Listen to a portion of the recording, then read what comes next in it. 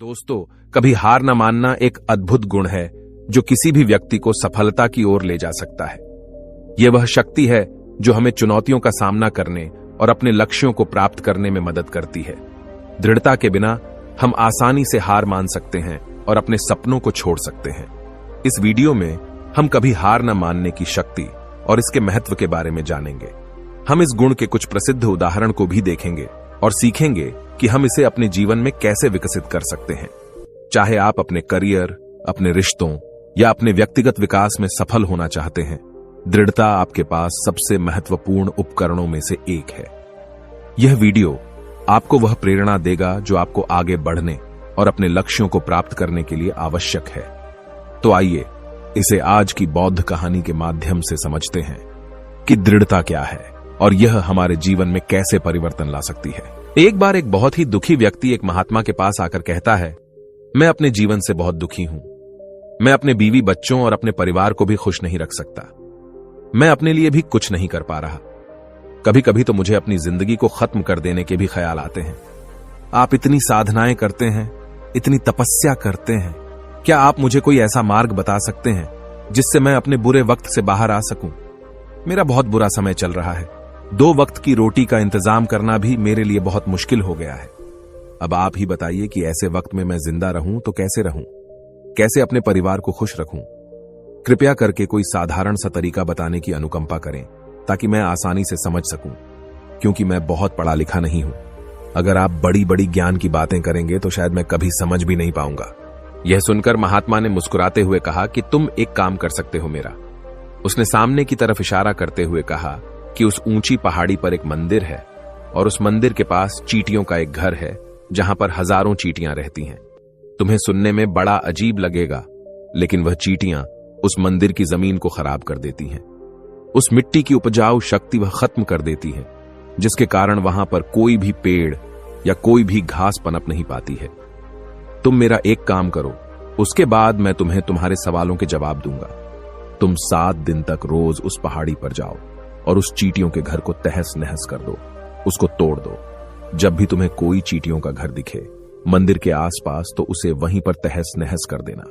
लेकिन याद रहे, घर को तोड़ने में कोई भी चींटी मरने नहीं चाहिए। इस बात को समझने का प्रयास करते हुए वह युवक वहां से चला गया। शायद उसको कुछ समझ में नहीं आया था कि महात्मा जी ऐसा क्यों करवा रहे हैं। वह तो उन चींटियों पर अन्याय कर रहे हैं, उनका घर तोड़वा रहे हैं, उन्हें नुकसान पहुंचा रहे हैं। आखिर कौन महात्मा ऐसा करेगा? लेकिन फिर भी उस महात्मा की बात मानते हुए वह अगले दिन से ही पहाड़ी पर जाना शुरू कर देता है। जब वह पहले दिन पहाड़ी पर पहुंचता है तो देखता है कि बहुत सारी चींटियां अपना खाना जुटाने में लगी हुई हैं। सारी चींटियां कतार से चल रही थीं और अनाज के छोटे छोटे कण उठाकर अपने घर में जमा करती जा रही थी। ये देखकर पहले तो उस युवक का मन कमजोर पड़ गया।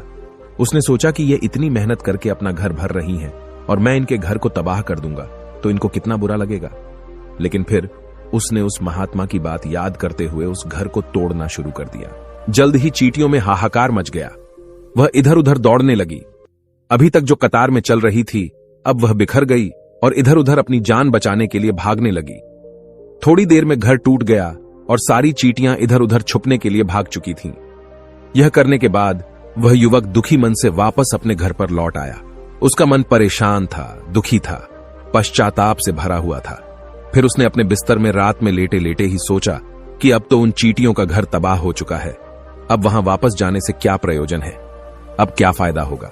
क्योंकि चींटियों का घर तहस नहस करने के लिए महात्मा जी ने कहा था, जो मैं कर चुका हूं।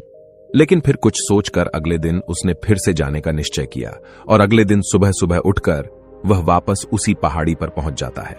पहाड़ी पर पहुंचकर वह उसी जगह पर पहुंचता है जहां पिछली सुबह उसने उस घर को तहस नहस कर दिया था। लेकिन वह यह देखकर चौंक जाता है कि उन चींटियों ने फिर से अपना घर उसी जगह पर बना लिया था और अब वह फिर से अपने घर के लिए सामान इकट्ठा करने में जुटी हुई थी। उस आदमी को देखकर लगा कि यह चींटियां कितनी मूर्ख हैं। इनको पता है कि कल ही इनका घर इसी जगह पर तबाह किया गया है और उसी जगह पर उन्होंने अपना नया घर भी बना लिया। और यह सोचकर वह आदमी हंसने को हुआ। लेकिन फिर से महात्मा की बात याद करते हुए उसने उन चींटियों का घर फिर से तबाह करना शुरू कर दिया। फिर से उन चींटियों में हलचल मच गई और थोड़ी देर में वह चींटियां इधर उधर अपनी जान बचाने के लिए भागने लगी। कुछ ही देर में उनका घर फिर से नष्ट हो गया और वह युवक थोड़ा संतोष के भाव से कि इस बार तो मैंने अच्छी तरह से उस घर को तबाह कर दिया है, अब तो वह चींटियां यहां पर अपना घर बना ही नहीं पाएंगी। इसीलिए जाने से पहले उसने उस घर पर ठंडा पानी भी डाल दिया ताकि चींटियां वहां पर अपना घर न बना सकें। और इस तरह अपना कर्म पूरा करके वह युवक फिर से अपने घर लौट आया।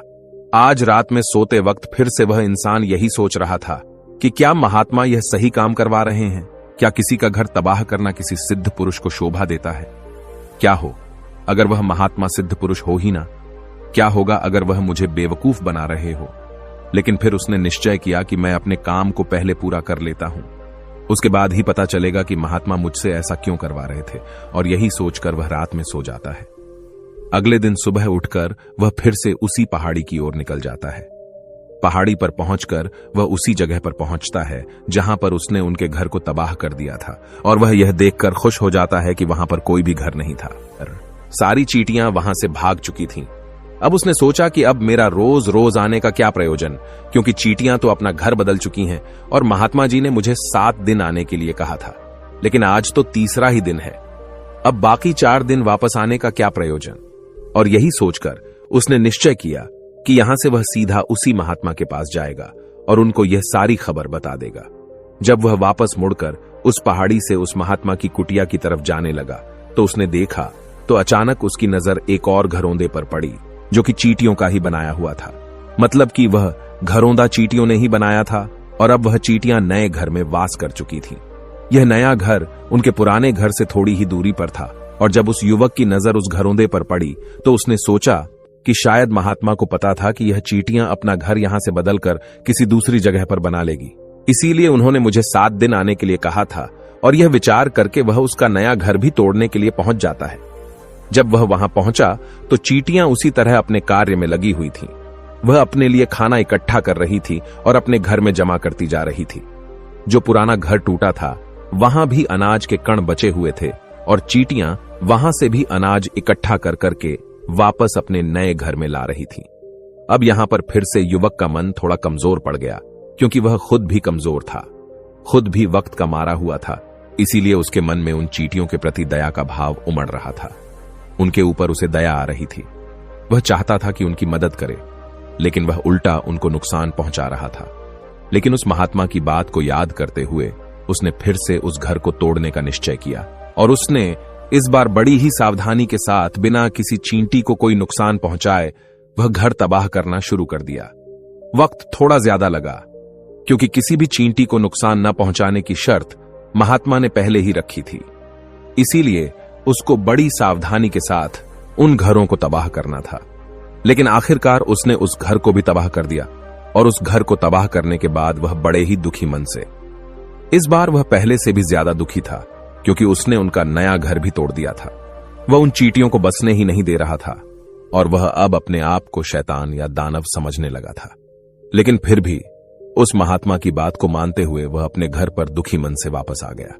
रात में सोने से पहले एक बार उसने फिर से सोचा कि मैं कितना बड़ा शैतान हूं, कितना बड़ा दानव हूं। पुराना घर तो छोड़ो, मैं उन चींटियों को कहीं भी बसने के लिए कोई जगह ही नहीं दे रहा हूं। वह चींटियां मेरे बारे में क्या सोचती होंगी? वह कितना दुत्कारते होंगे उस परमात्मा को जो मेरे द्वारा यह काम करवा रहा है। लेकिन फिर भी उसने अगले दिन जाने का निश्चय किया और अगले दिन सुबह सुबह वह फिर से वहां पर पहुंच गया। वह यह देखकर फिर से आश्चर्यचकित रह जाता है कि इस बार चींटियों ने एक और नई जगह पर अपना घर बना लिया था।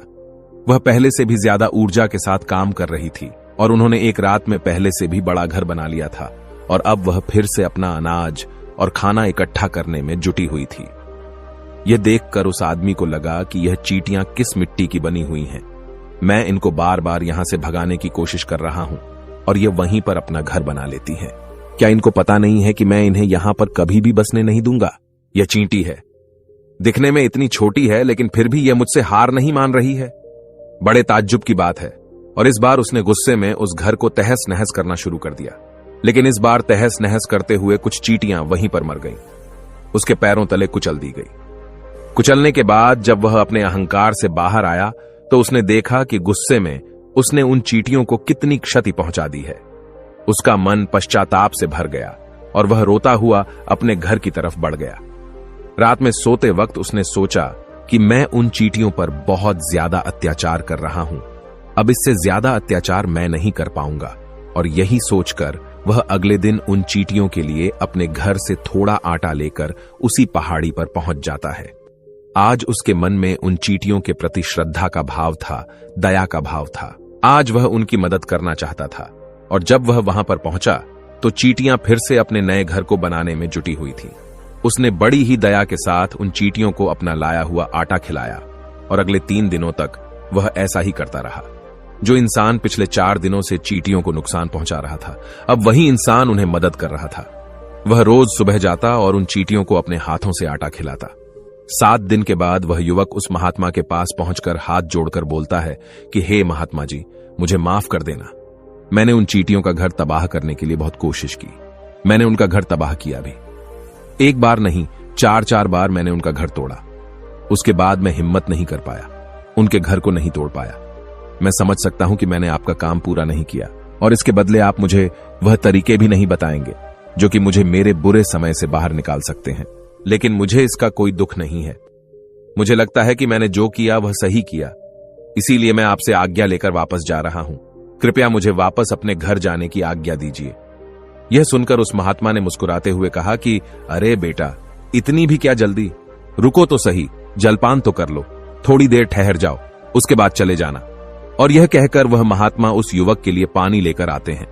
पानी पिलाने के बाद महात्मा उस युवक से पूछते हैं कि तुम मुझे यह बताओ कि आखिर तुम उन चींटियों का घर तबाह क्यों नहीं कर सके।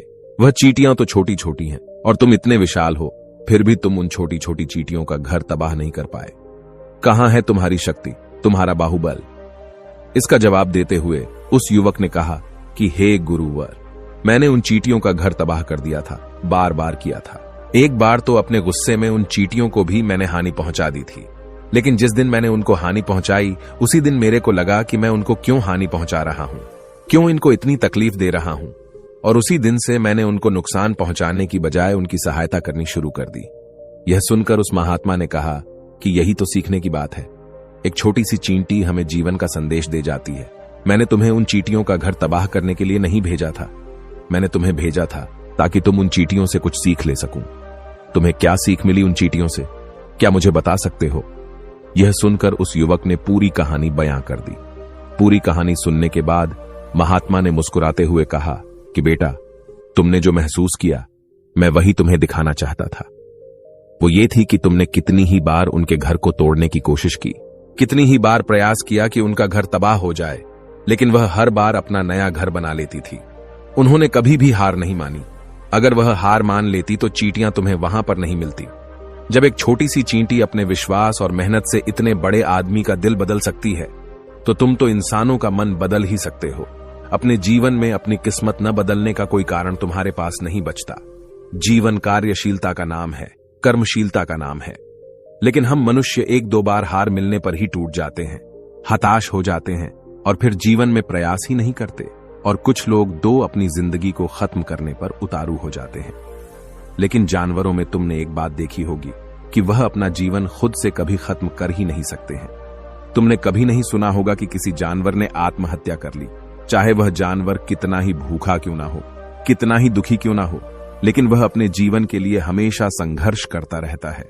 लेकिन वहीं पर दूसरी तरफ हम मनुष्य 1-2 बार हताश होने पर ही अपना जीवन खत्म कर लेते हैं। जीवन तो कर्म करने का नाम है, इसीलिए मृत्यु से पहले कर्म करना कभी मत छोड़ना, क्योंकि मृत्यु के बाद तो तुम परम विश्राम में चले ही जाओगे। तो उससे पहले कर्म करना क्यों छोड़ रहे हो, क्यों हताश हो रहे हो? अगर तुम्हारा एक घर टूट गया है तो दूसरा घर बनाने का प्रयास करो, कोशिश करो, और कोशिश करने वालों की कभी हार नहीं होती। ये तुम उन चींटियों से देख चुके हो। देखने में तुमसे कितनी छोटी है वह चींटियां और तुम इतने बड़े हो, लेकिन उनका मन तुम्हारे मन से इतना बड़ा है, इतना विशाल है, इतना दृढ़ संकल्प है कि इतनी बार घर टूटने पर भी उन चींटियों ने कभी हार नहीं मानी। दूसरी सीख यहां से लेने की थी, वह यह थी कि जब भी हमारे ऊपर बुरा समय आता है, हमें लगता है कि यह समय कभी नहीं जाएगा, यह समय मेरे जीवन को बर्बाद कर देगा, मुझे कभी नहीं जीने देगा। और अपने इन्हीं ख्यालों से, जिनका असलियत में कोई भी अस्तित्व नहीं है, वह सिर्फ विचार हैं, और वही विचार हमारे मन को दुखी कर देते हैं और इसीलिए हम प्रयास करना भी छोड़ देते हैं। लेकिन तुम खुद सोचो कि बार बार प्रकृति हमें दुख पहुंचाएगी, नुकसान पहुंचाएगी, लेकिन कब तक पहुंचाएगी? अगर हम बार बार फिर से उठकर फिर से नया प्रयास करते रहेंगे तो प्रकृति भी हमारे सामने घुटने टेक देगी, और वह भी एक दिन हमारे ऊपर दयावान हो जाएगी, और वह हमें सब कुछ देने लगेगी जिसकी हमने कभी कामना की थी। इसीलिए यह भी कहा जाता है कि बुरा वक्त किसी का भी हमेशा नहीं रहता। तुमने खुद देखा कि तुम उन चींटियों को तबाह करने के लिए पहुंचे थे, लेकिन बाद में तुम्हें उन चींटियों को अनाज और आटा देने लगे। तुम ही उन पर कृपालु हो गए। क्यों हुए? क्योंकि तुमने देखा कि वह चींटियां हार ही नहीं मान रही है। इसी तरह अगर तुम भी अपने जीवन में कभी हार नहीं मानोगे तो एक न एक दिन यह प्रकृति तुम्हें वह सब कुछ देगी जो तुम अपने जीवन में पाना चाहते थे।